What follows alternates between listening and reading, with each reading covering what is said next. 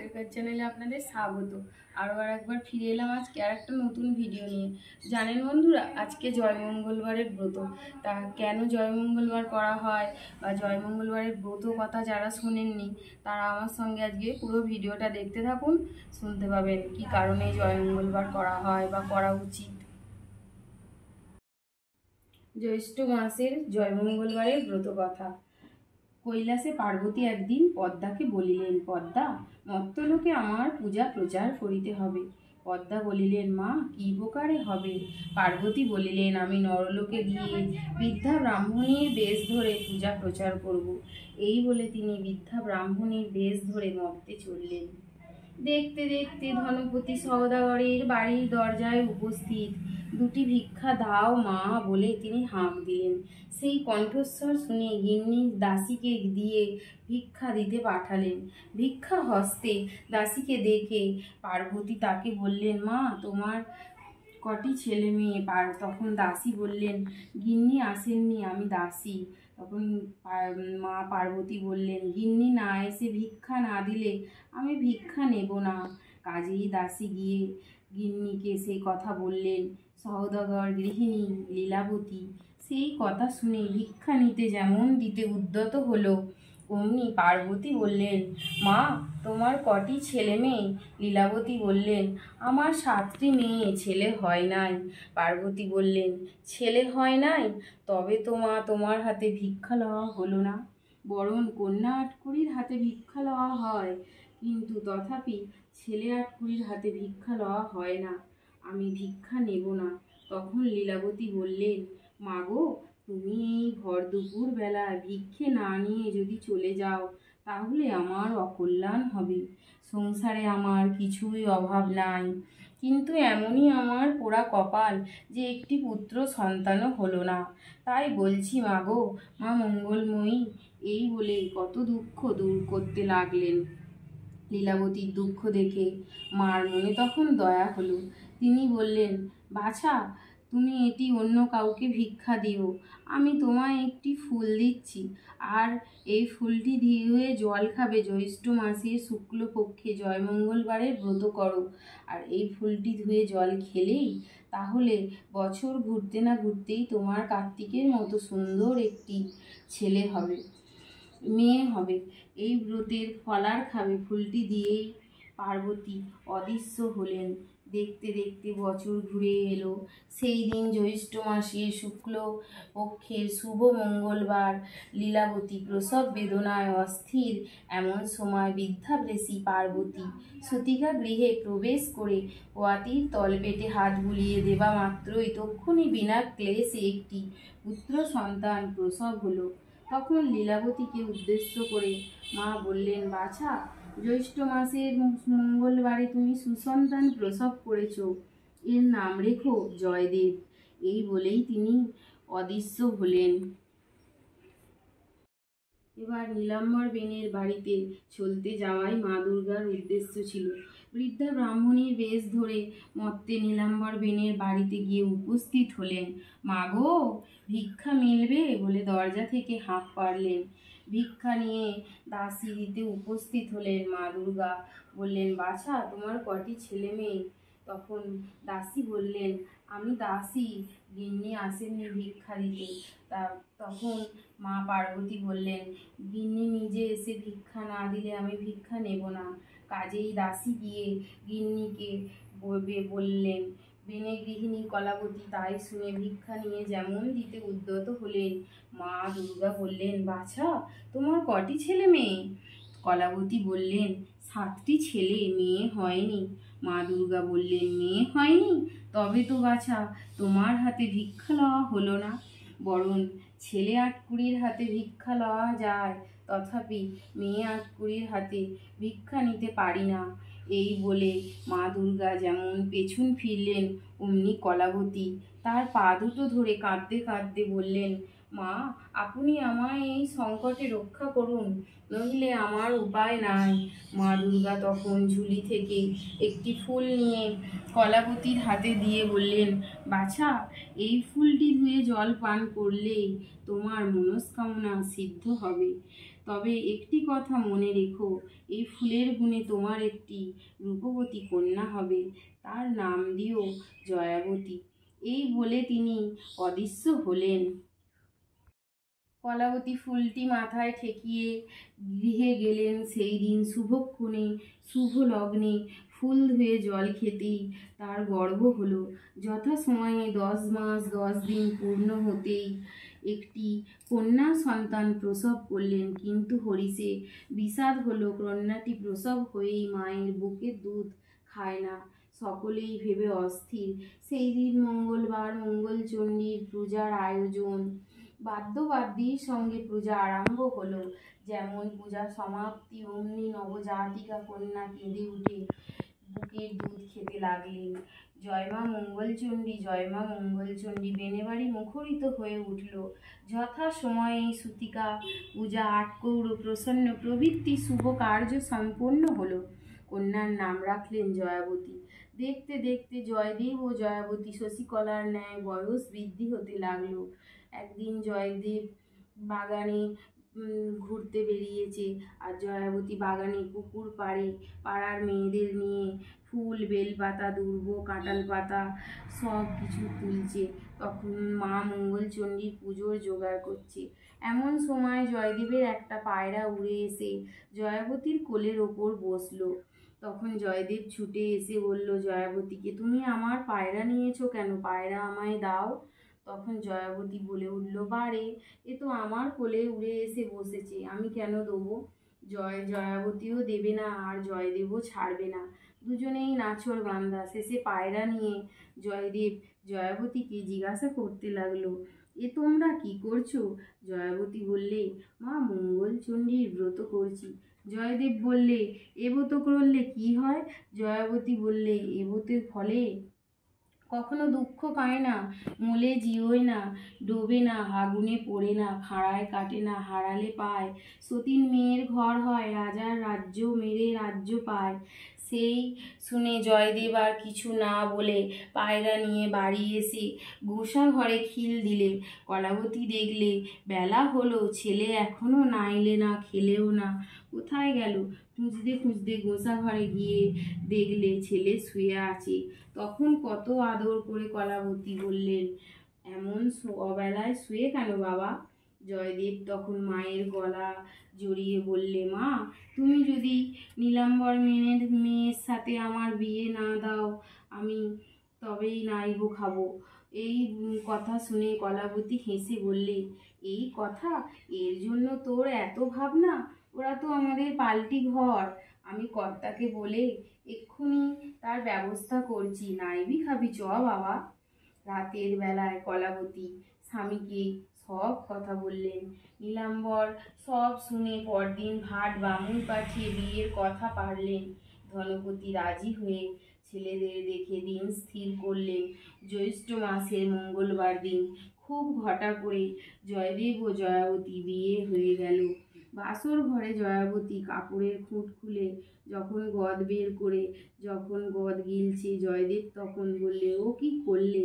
তুক করলে না তাক করলে? জয়াবতী বললে, তুকও করিনি আর তাকও করিনি, আর জয় মঙ্গলবারের ব্রত, তাই এখন গদ গিললুম। জয়দেব বললে, এ ব্রতের ফল কি? জয়াবতী বললে, এ ব্রতের ফল আমি বিয়ের আগে তোমায় অন্যথায় বলেছি। সকালবেলা বরকনে নিয়ে বিদায় হবে, তখন নীলাম্বর মেনে মেয়েকে পা থেকে মাথা পর্যন্ত গয়নায় মুড়ে দিয়েছে। যাবার সময় জয়দেব বাপকে বললে, বাবা, আমি বউ নিয়ে আলাদা ডিঙি করে যাব। ধনপতি কি আর করে? ছেলের কথা শুনে অন্য ডিঙি সাজিয়ে দিল, ডিঙি কোণে ডিঙিতে তুলে দিল। তারপর বরযাত্রীর সঙ্গে নিয়ে অন্য ডিঙিতে চলতে লাগলো। ডিঙি তরতর করে জল কেটে চলেছে। এমন সময় জয়দেব জয়াবতীকে বললে, দেখো, এখানে বড় ডাকাতের ভয়, তোমার সব গয়নাগুলো আমাকে খুলে দাও। তখন জয়াবতী স্বামীর আদেশ।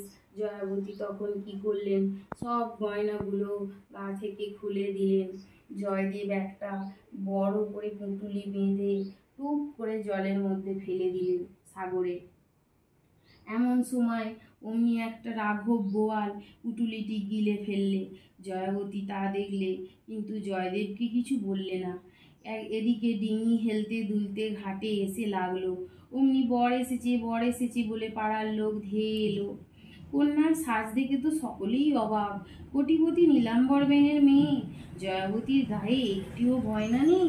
তাই দেখে সকলে ছি ছি করতে লাগলেন। যে যার বাড়ি চলে গেল। পরদিন বউ ভাত, জেলেরা মাছ ধরতে গেল, কিন্তু কোথাও মাছ পেল না। তখন জয়াবতী ননদকে দিয়ে বলে পাঠালেন, সাগরে জাল ফেলতে বলো। তখন সাগরে জাল ফেলতেই সেই রাঘব বোয়াল জালে ধরা পড়ল।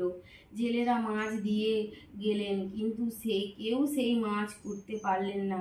তখন জয়াবতী ননদকে বললেন, মাকে বলো কাপড়ের কান্ডার করে দিতে, আমি মাছ কুটে দিচ্ছি। তখন জয়াবতী যা বললেন কাপড়ের কান্ডার হলো।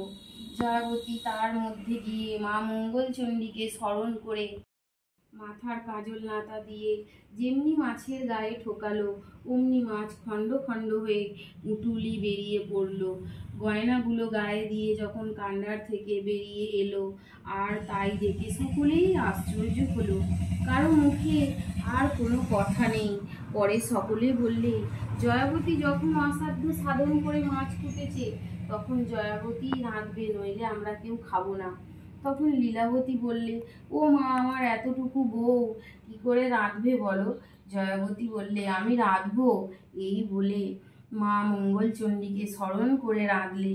সকলেই রান্না খেয়ে ধন্যি ধন্যি করতে লাগলেন। কিছুকাল পরে মা মঙ্গলচণ্ডীর কৃপায় শুভক্ষণে, শুভ লগ্নে, শুভ তিথিতে অন্যের অজ্ঞাত সারে জয়াবতী একটি পুত্র সন্তান প্রসব করলেন। আহ্লাদে ধনপতি তার নাম রাখলেন সুকান্ত। জয়াবতী স্নান করতে গেছে একদিন। সেই ফাঁকে জয়দেব সুকান্তকে নিয়ে পাঁচুটে পনের ভিতর রেখে দিয়ে এলো।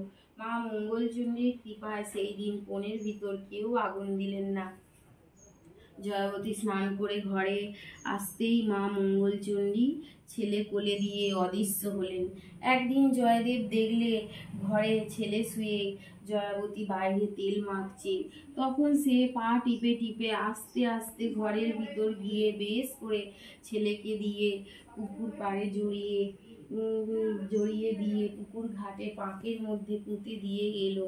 তারপর পুকুর ঘাটে গিয়ে স্নান করে উঠবার সময় ছেলে তখন তার আঁচল ধরে ওপরে উঠে আসছে। তাই দেখে জয়াবতী ছেলেকে কোলে নিয়ে ঘরে এলো। বুঝলে, সব স্বামীর কীর্তি আর মা মঙ্গলচণ্ডীর দয়া।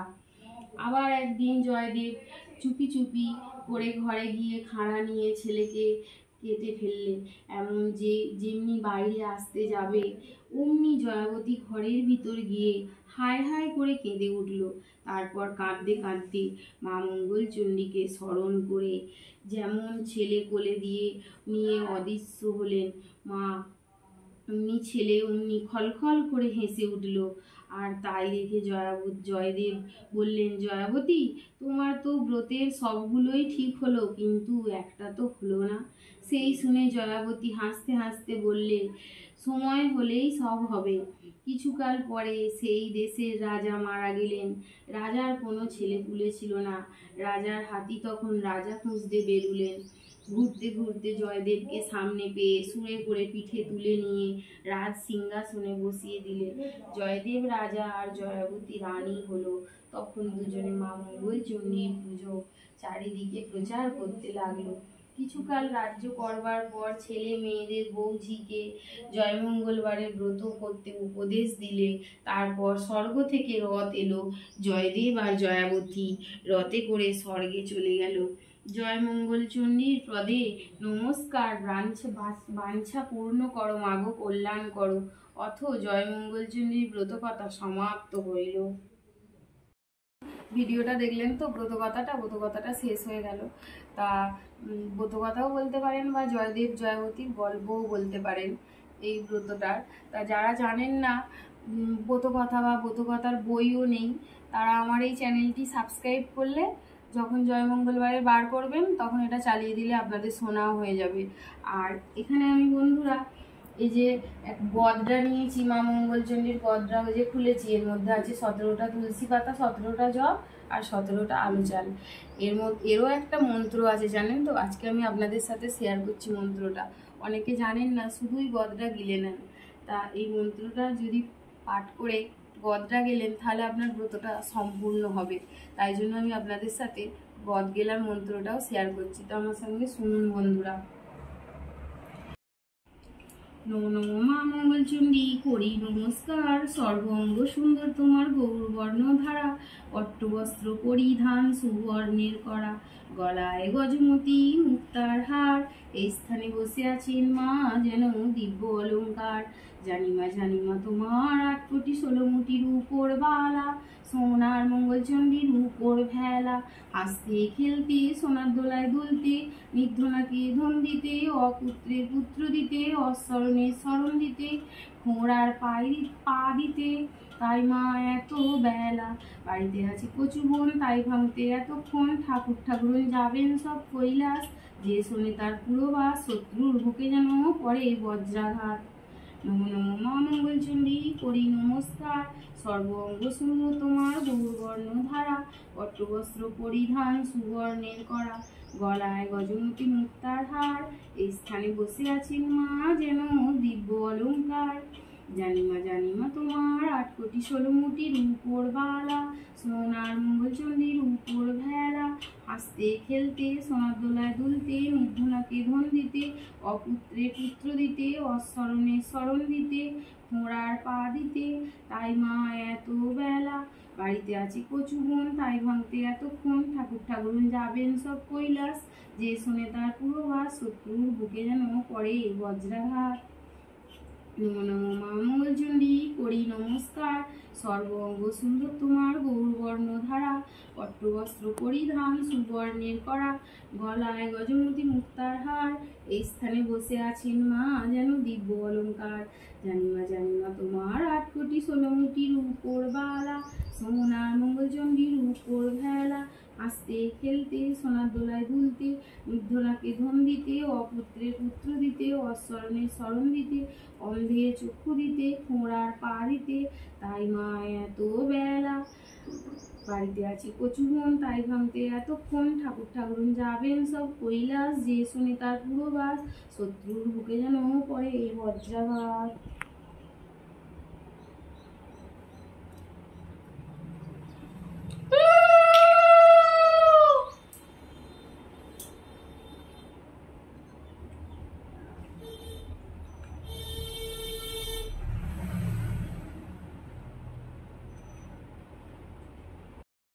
হয়ে গেল বন্ধুরা। তাহলে ভিডিওটা দেখলেন তো, যদি ভালো লেগে থাকে বন্ধুরা তাহলে একটু লাইক দিয়ে দেবেন আর সাবস্ক্রাইব করবেন আমার চ্যানেলটা। আর তাহলে আজকের মতন ভিডিওটা এখানেই শেষ করলাম, দেখা হচ্ছে পরের ভিডিওয়। ভালো থাকবেন সবাই, সুস্থ থাকবেন, নমস্কার।